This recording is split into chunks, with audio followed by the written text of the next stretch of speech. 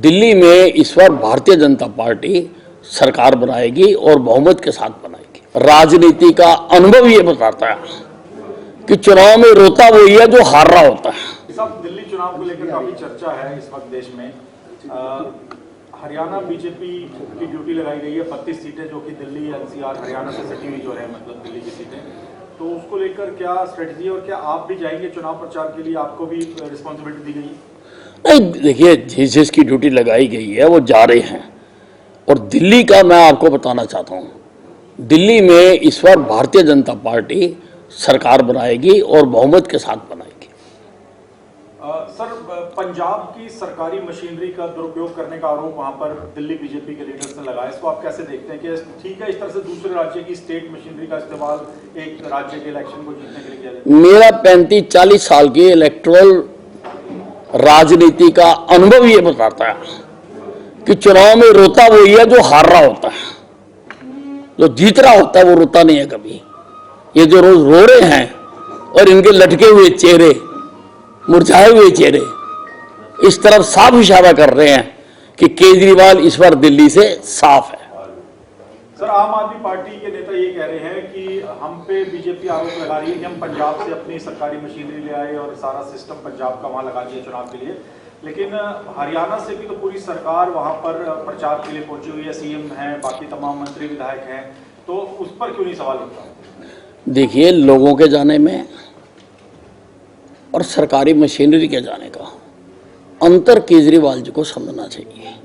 कार्यकर्ता जाए करते हैं, सारे देश से जाते हैं, लीडर भी जाते हैं, नेता भी जाते हैं, मंत्री भी जाते हैं, लेकिन जब वो मशीनरी कहते हैं तो मशीनरी तो फिर अधिकारी आगे सारे हैं। सर, ऐसी भी खबरें हैं कि वहाँ कुछ टीचर्स को डिटेन किया गया है जो कि आम आदमी पार्टी के लिए कैंपेन करने के लिए पंजाब के टीचर थे जो कि दिल्ली पहुंचे हुए थे। दिल्ली पुलिस ने उनको डिटेन किया है ना, वो तब उनको एक्सप्लेन करना पड़ेगा कि वो क्या करने गए थे, क्या कर रहे हैं वहाँ पे। कल एक सीएजी रिपोर्ट का खुलासा हुआ है दिल्ली का, उसमें 382 करोड़ के आसपास अनियमितताएं पाई गई है हेल्थ डिपार्टमेंट से दिल्ली सरकार। किस तरीके से सर इसे देखते हैं? इब्तिदाई इश्क रोता है क्या, आगे आगे देखना होता है क्या।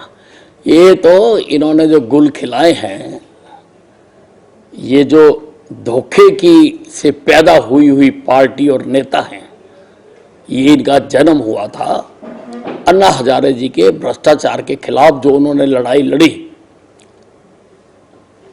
उसमें सक्रिय होकर इन्होंने अपनी राजनीतिक भूमिका बनाई। अन्ना हजारे जी के आंदोलन का कहीं पर भी एजेंडे में यह आइटम नहीं थी कि वो जो सुधार लाना चाहते हैं वो सुधार सरकार बनाकर लाएंगे, पार्टी बनाकर लाएंगे। इन्होंने उनकी लोकप्रियता को धोखे से बनाकर अपनी राजनीतिक बनाई, और धोखे से पैदा हुई कोई भी चीज जो होती है उसका नतीजा धोखा ही निकलता है।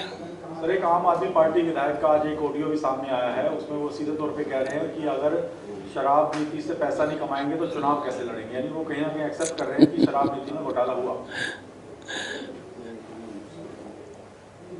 यमुना ये नहीं साफ कर सके, लोगों को शुद्ध पीने का पानी ये नहीं मुहैया करा सके, शुद्ध वायु ये नहीं मुहैया करा सके। प्रदूषण से आज भी दिल्ली विश्व के कई देशों में सबसे ज्यादा है। ना पानी पीने को दिया तुमने, ना बिजली तुमने दी लोगों को, ना अच्छी सड़कें दी तुमने लोगों को, और दारू की गली गली में दुकानें खोल दी। ये है तुम्हारी आम आदमी पार्टी की राजनीति।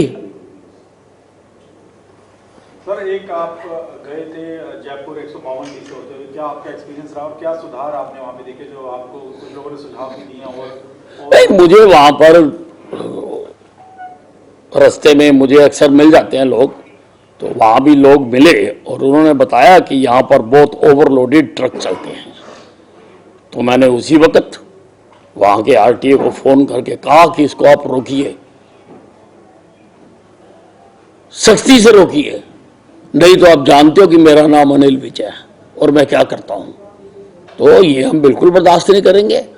मैं सभी से कहना चाहता हूं, सभी सड़कों पर लोगों की जिंदगी पर रहम खाइए। सरकार इतनी मेहनत से सड़कें बना रही है, जाल बिछा रही है, उन पर दया कीजिए। जितनी आपकी कैपेसिटी है उतना ही लोड करिए। अगर उससे ज्यादा होगा तो मेरा डिपार्टमेंट का कोई अधिकारी तुम्हें बख्शेगा नहीं, छोड़ेगा नहीं। सर 152D काफी महत्वपूर्ण हाईवे है हरियाणा के लिए भी, और पंजाब से अगर जयपुर की तरफ से आप आ रहे हैं और पंजाब जाना है तो उसको काफी कनेक्टिविटी अम्बाला से होते हुए है, तो उसमें आपको वहाँ पे कुछ शिकायतें आती हैं ओवर स्पीडिंग की। इसको आप कैसे देख रहे हैं कि ओवर स्पीडिंग? नहीं, उसके लिए देखिए, अब कैमरे लगा दिए गए हैं और मुझे नहीं पता कि अभी फंक्शनल हुए हैं या नहीं हुए हैं।